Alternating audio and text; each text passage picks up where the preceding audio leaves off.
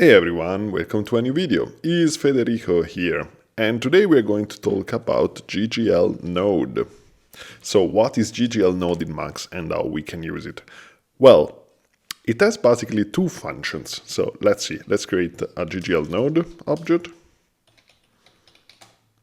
And it will draw to my world context, which is the context rendering context created by the jit world. And it will render to the world context, which is the name of the rendering context created by the jit world. So we have to keep in mind that when working with GL objects in Max, we have a rendering context to which every GL object draws. And often this is just the jit world object. So the jit world object will create this rendering context. But the jit.gl node creates a rendering context of its own. So now we have two rendering contexts. One is in the jit world, and it's used to draw to this window. And the other is the one created by the jit.gl node. So we have to give it a name. Call it, for example, node context, right?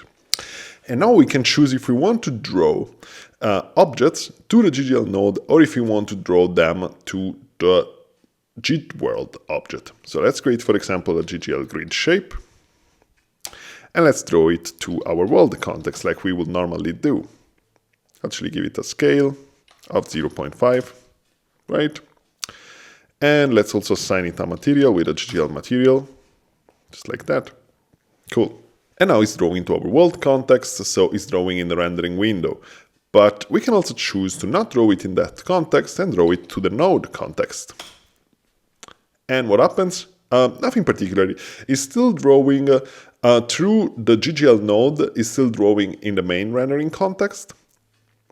So nothing changed on that regard. But we can now control the attributes of this shape, the GL attributes of this shape, through the jit.gl node object. For example, if I go here and fetch out the position attribute, and change the position attribute of this jit.gl node, you will see that the jit.gl grid shape also takes another position. So the position of the jit.gl grid shape is changed as well. We can try with some more attributes. Basically, all the GL attributes that are common to jit.gl objects. For example, poly mode. If I set poly mode 1.1, you can see that the jit.gl grid shape becomes drawn with wireframe, as we would expect. And the cool thing is that we can also have another jit.gl grid shape and rendering to the same context. And now they are on top of each other, but we can separate them, for example, by giving them a different position. So this one, for example, could be at 100, and this one could be at -1 on the x-axis 00, right? So when we now move the position from the jit.gl node, we are basically moving the position of all the objects attached. So this is pretty cool. Let's give them a different shape. So this is going to be a cube. Right, but we are still applying all the GL attributes through the jit.gl node to both of those shapes. We can even have another one. Let's maybe place it 1 unit on the Y axis. Let's give it different shape. Right.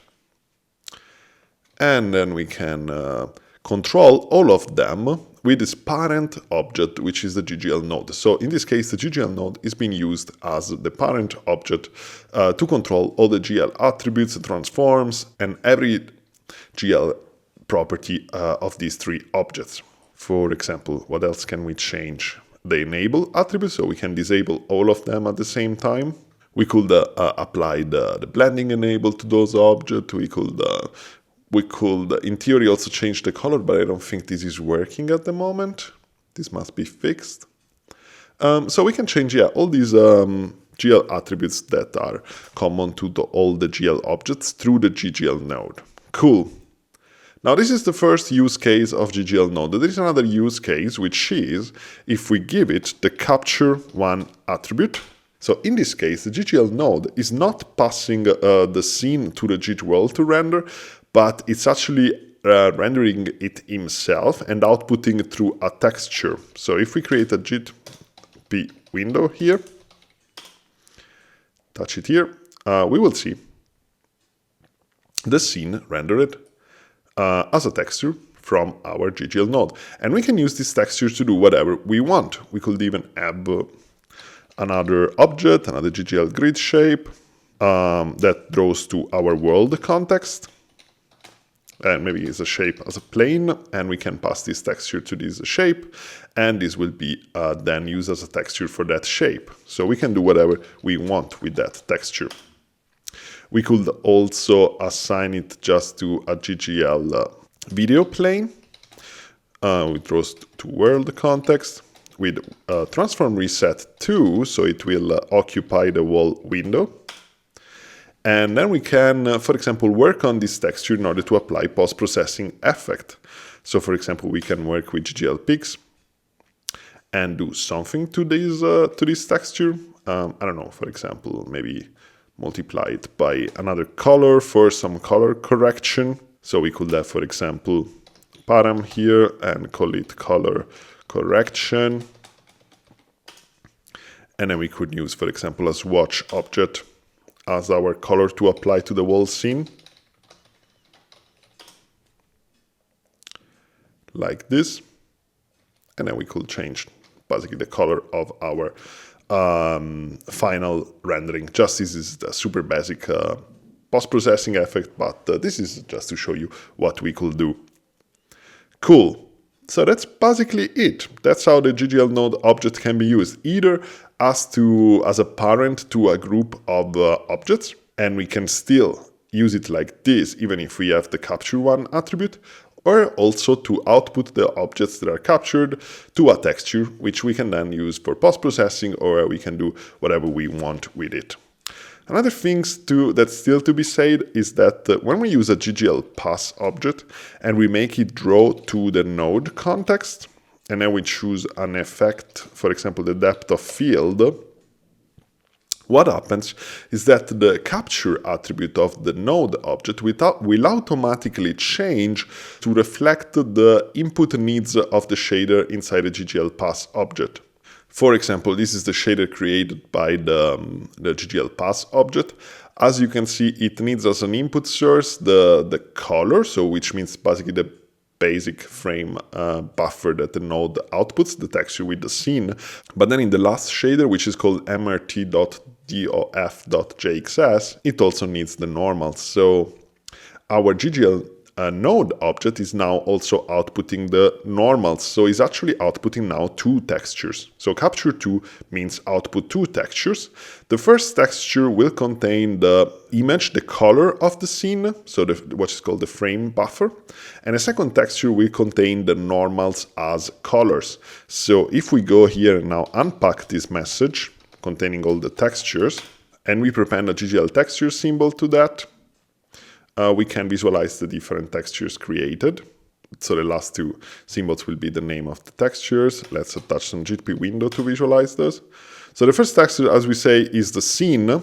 And in the GGL pass object, in the GGL pass shader, this is represented as the color input source. So the input source color means simply the color of the scene. And the second one will contain the normals. So this is the normals, which are the vectors that are needed to calculate the lightning on the scene. These are output on the second texture, and the fourth channel, the alpha channel of this texture, will contain the depth of the objects in the scene. So if we use a GGL Pix here to output the alpha channel on another output, so we do like this. So it's A for the alpha channel, and we output that on another output, so we can visualize it with a different JitP window. And on this one, we just output the whole texture. So this second texture will contain only the depth of the objects in the scene. So the farther these objects are from the camera, the brighter they will get. So the more toward the white, the depth will go. So the depth goes between 0 and 1 according to how far the objects are from the camera. A depth of 0 means the object is actually where the camera is, and a depth of 1 means that the objects are where the far plane of the camera is, which I think it's around 100. Exactly, after 100 the objects will just disappear into nothingness. And this capture mode gets automatically set by the GGL pass once we create one and this renders to this GGL node. But even if we don't have a GGL pass object, we can still choose to have a capture mode higher than 1. So if we have capture mode 3, this will also output the speed of the objects from one frame to the other. So let's try to get also that. We just need to unpack a new texture here. And this should represent the difference in movement between one frame and the other. And this could be used, for example, for motion blur, as we have it in video games. It's a common effect to apply. And I think this is it. After the third one, there is nothing, so we can only have maximum 3 modes. Mode 1 is just the color. Mode 2 is the color plus normals and depth. And then mode 3 is the motion difference in the pixels between one frame and the other. So basically the velocity of the pixels, of the shape, of course, in the scene. Of course, this is color plus normals plus velocity of pixels, right? Because it outputs all of them at the same time. We just need to unpack them for to have the single outputs. Cool. So in order to generate these subsequent buffers, the normals and the velocity of pixels, we need to have a GGL material attached to the GGL grid shape. If we will not have the GGL material, the object will not generate the data necessary. As you can see, you can still see it in the color buffer, but the normals and the depth is disappeared, and also will be disappearing the velocity buffer.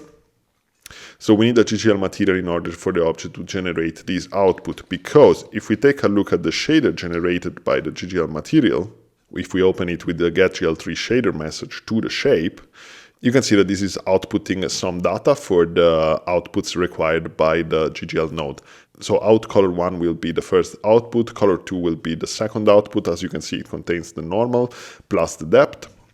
And vector and output 3 will be the position of the pixels in the previous frame compared to the position of the pixel in those frames, which basically then gives us the velocity from frame to frame.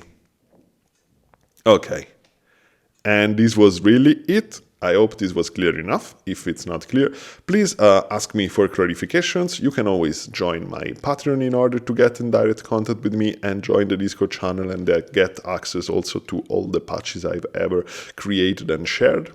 And I hope I will see you in the next video. Have fun. See you soon. Ciao.